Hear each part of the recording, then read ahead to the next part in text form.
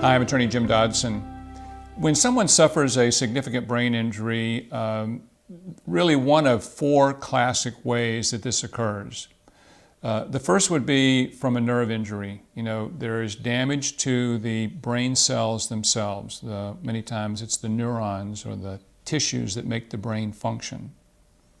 Another thing that happens in a brain injury is you can have a laceration, which is actually a tearing of the brain tissue or the tiny blood vessels that connect and infuse the brain with blood.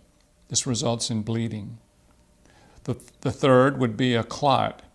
So when one of these blood vessels bleeds, the blood accumulates and of course coagulates, and it creates a clot. And depending on where that clot is located and the size of that clot will determine how and what part of the brain function is actually affected. And the final one would be swelling or bruising. Kind of an indirect consequence of a brain injury would be the body's response to that injury. Classically, when we injure ourselves, the body's response is to rush fluids, blood, and other products to try to cushion and heal the area. Well, when that happens in the brain, it increases the volume of the brain in that area.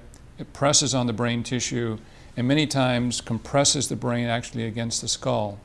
So those are the four major areas or the four major ways that someone who's involved in some type of accident ends up with a brain injury that affects their life, their personality, their brain function in some way that we observe in our lives.